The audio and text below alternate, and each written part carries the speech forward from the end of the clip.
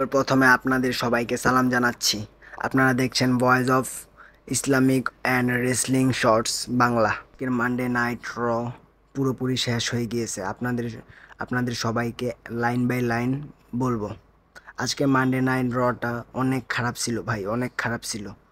এরকম দেখতে দেখতে আমি বোর হয়ে যাচ্ছি দিন দিন। মন চাচ্ছে আর ডাব্লিউডাব্লিউই না দেখতে। তারপরেও প্রথমে আজকে মানডে নাইট শুরু করেছে যে উসো, সাথে ছিল ওয়ার্ল্ড হেভিওয়েট চ্যাম্পিয়নশিপটা সাইডে রাখা ছিল এবং সে বলতেছিল যে স্যাটারডে নাইট মেন ইভেন্টে সে ওয়ার্ল্ড হেভিওয়েট চ্যাম্পিয়নশিপটা জিতে নিবে সিএম পাঙ্ককে হারিয়ে। সে নাম্বার ওয়ান কন্টেন্ডার। তখনই সিএম পাঙ্ক এসে গেল এবং এসে যে উসোকে বলতে লাগলো, আরে ভাই তুই তো চিটার, তুই তো চিটিং করেছিস তোর ভাইয়ের সাথে, তাহলে তুই কীভাবে চ্যাম্পিয়নশিপটা জিতবি?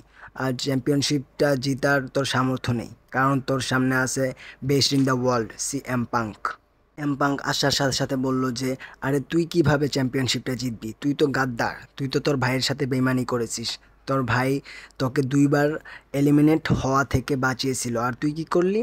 তোর ভাইকে পিছন থেকে ছুরি মেরে দিলি এবং তোর ভাইকে এলিমিনেট করে দিয়ে তুই নাম্বার ওয়ান কন্টেন্ডার হয়ে গেলি। কেউসো বলল, আমি তোকে স্যাটারডে নাইট মেইন ইভেন্টে হারিয়ে চ্যাম্পিয়নশিপটা জিতে নিব।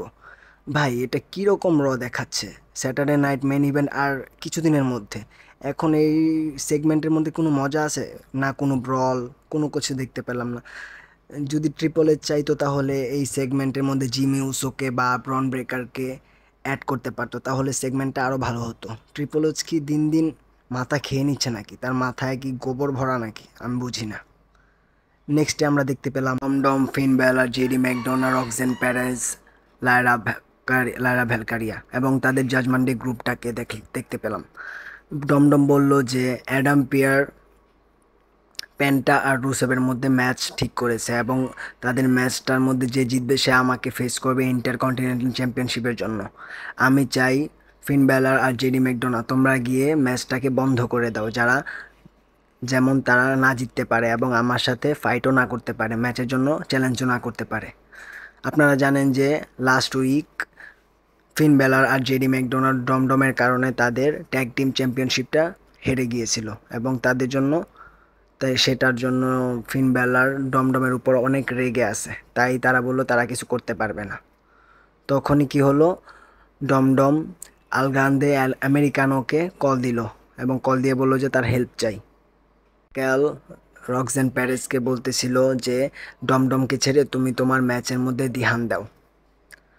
নেক্সট দেখতে পেলাম রুসেভ আর প্যান্টার ম্যাচ চলতেছিল। ম্যাচটা অনেক ভালো চলতেছিল। তখনই আলগ্রান্দে আমেরিকানো এসে তাদের উপর অ্যাটাক করে দিল এবং ম্যাচটার মধ্যে ইন্টারফেয়ার করে ম্যাচটি ডিসকোয়ালিফিকেশনের মাধ্যমে ম্যাচটি বন্ধ করে দিল। তখনই প্যান্টা আর রুসেভ মিলে তাদের সবাইকে মেরে রিং থেকে ভাগিয়ে দিল এবং এই ম্যাচের মধ্যে কেউ জিতলো না এবং নাম্বার ওয়ান কন্টেন্ডারও হলো না ডমডমকে চ্যালেঞ্জ করার জন্য। আমরা দেখতে পেলাম এলএ নাইটের সেগমেন্ট। এলএ নাইটকে বলতেছিল যে ভাই আপনি তো ব্যাটল রয়্যাল হারলেন। এলএ নাইট বলল যে এটার কোনো ব্যাপার না, আমি আমার নিজের রাস্তা নিজে বানিয়ে নিব। আমি আবার নাম্বার ওয়ান কন্টেন্ডারের জন্য ম্যাচ লড়বো এবং যে স্যাটারডে নাইট মেইন ইভেন্টে চ্যাম্পিয়ন হবে তাকে আমি চ্যালেঞ্জ করব পরের রতে এবং আমি ওয়ার্ল্ড হেভিওয়েট চ্যাম্পিয়নশিপ আবার নিজের কাছে আমি আবার জিতে নিব। আমরা দেখতে পেলাম দ্য ভিশনকে। তারা খুব চিন্তায় ছিল, খুব দুশ্চিন্তায় ছিল। তারা ভাবছিল যে কি একটা সহজ ব্যাপার ছিল। ব্রন ব্রেকার বলতেছিল যে আমি ব্যাটল রয়্যাল জিতে সিএম পাঙ্ককে হারিয়ে নিউ ওয়ার্ল্ড হেভিওয়েট চ্যাম্পিয়নশিপ জিতে নিতে পারতাম, কিন্তু অ্যাডাম পিয়ারের সাথে বেয়াদবির কারণে আমার এটা ফল ভোগ করতে হচ্ছে। পল হেমান বলল যে এটার কোনো ব্যাপার না, এটা কোনো বিষয় না, আমি তোমাকে আবার ওয়ার্ল্ড হেভিওয়েট চ্যাম্পিয়নশিপের জন্য কন্টেন্ডার বানাবো। কারণ কি করব জানো, যে স্যাটারডে নাইট মেইন ইভেন্টে জিতবে, হয়তোবা যে উসো জিতবে বা সিএম পাঙ্ক জিতবে, যে জিতবে পরের রতে তোমার সাথে তার চ্যাম্পিয়নশিপের জন্য ম্যাচ পাবে এবং তুমি তাকে হারিয়ে ওয়ার্ল্ড হেভিওয়েট চ্যাম্পিয়নশিপ জিতে নিতে পারো। তোমার শুধু একটা কাজ করতে হবে, তোমার এলএ নাইটকে হারিয়ে নাম্বার ওয়ান কন্টেন্ডার হতে হবে, যাতে তুমি ওয়ার্ল্ড হেভিওয়েট চ্যাম্পিয়নশিপ আবার জিততে পারো এবং দ্য ভিশনের মধ্যে আবার নিয়ে আসতে পারো, আমাদের পাওয়ারটা আবার বাড়াতে পারো। আমার তোমার প্রতি অনেক বিশ্বাস রয়েছে ব্রন ব্রেকার। আমরা দেখতে পেলাম অ্যাডাম পেয়ার আর ফিন ব্যালার জেডি ম্যাকডোনাল্ড সেগমেন্ট। তারা বলতেছিল আমাদের ট্যাগ টিম চ্যাম্পিয়নশিপ আমরা আবার জিততে চাই, আমাদেরকে ম্যাচ দাও।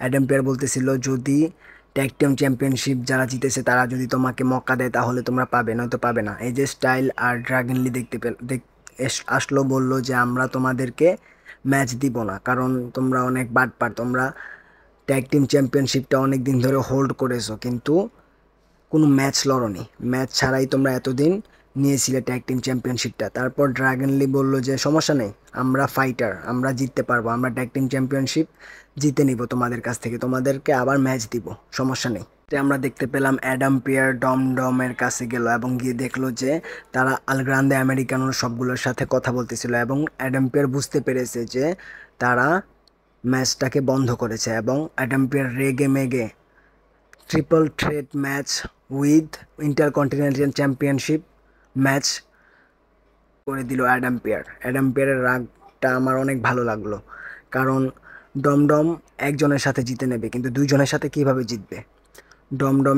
ডমডম এবং রুসেভ এবং পেন্টার ম্যাচ হবে মনে হচ্ছে স্যাটারডে নাইট মেন ইভেন্টে। দেখি, আমার আমার তো মনে হচ্ছে যে ডমডম আবার তার ইন্টারকন্টিনেন্টাল চ্যাম্পিয়নশিপ জিতে নিতেও পারে, রিটার্নও করতে পারে। আমার মনে হয় না যে জিতবে তারপরেও, কারণ ডমডম তো বাটপারি করে চিটারি করে ম্যাচগুলো জিতে নিচ্ছে সবগুলা। আমরা দেখতে পেলাম রক্সেন প্যারেস আর নিকি বেলার ম্যাচ। এই ম্যাচটার মধ্যে র্যাকেল তো ছিলই, র্যাকেল বারে বারে ইন্টারফেয়ার বারে বারে করতেছিল, এই কারণে নিকি বেলা ভাই রক্সেন প্যারেসের কাছে পিন হয়ে হেরে গেল ভাই, হেরে গেল। তারপর র্যাকেল আর রক্সেন প্যারেস মিলে নিকি বেলাকে অনেক মারতেছিল, অ্যাটাক করতেছিল, তখনই স্টেফানি ব্রেকার আসলো এবং তাদের সাথে র্যাকেলের সাথে ফেস অফ হলো। হয় তাদের ওয়ার্ল্ড হেভিওয়েট চ্যাম্পিয়নশিপ ম্যাচ হবে, হলেও ভালো হয়, ফেস অফটা তো ভালোই ছিল। এরপর আমরা দেখতে পেলাম বেইলি লায়রা ভ্যালকারিয়া বলতেছিল কাইরি সেনকে যে বেইলির মাথায় সমস্যা আছে, এবং আমি জানি যে লায়রা ভ্যালকারিয়া বেইলিকে একটুও ভরসা করে না, কারণ তার মাথা একটু পরপর চেঞ্জ হয়ে যায়। এই ক্যারেক্টারটা আমার ভালো লাগতেছে না, বেইলি এতদিন কি ছিল আর এখন কি হয়ে গেল। আমরা দেখতে পেলাম জে উসো এবং জিমি উসোর সেগমেন্ট। জিমি উসো জে উসোকে বলতেছিল যে আমি তোমাকে ব্যাটল রয়্যালের মধ্যে দুইবার এলিমিনেট হওয়ার থেকে বাঁচিয়েছিলাম, আর তুমি কি করলে, আমার সাথে চিটিং করলে, আমাকে পিছন থেকে তুমি আমাকে ফেলে দিয়ে এলিমিনেট করে দিলে, এটা কি ভাই ভাইয়ের সম্পর্ক?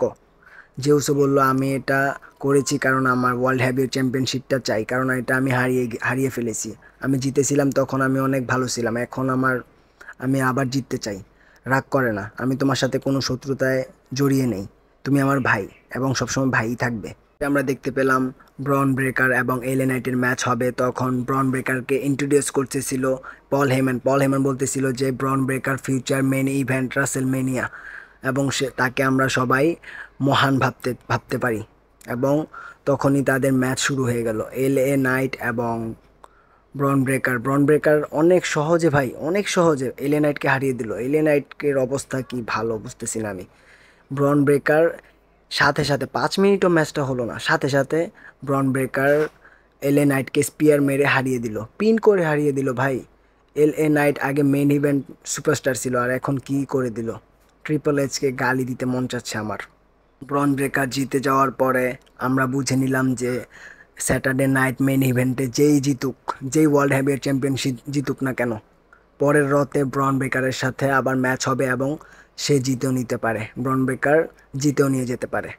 আচ্ছা দেখি কি হয়, আমার মনে হচ্ছে সিএম পাং জিতবে এবং সিএম পাং এত সহজে তার টাইটেল হারবে না। আমরা আবারও দেখতে পেলাম জে উসো এবং জিমি উসোর সেগমেন্ট। জে উসো বলতেছিল তখন আমি বেশি কিছু বলতে পারিনি, এখন তোমাকে আমি বলতেছি, তুমি আমার ভাই এবং আমি তোমাকে অনেক ভালোবাসি, অনেক, রোমান ড্রিঙ্কসের থেকেও আমি তোমাকে অনেক ভালোবাসি।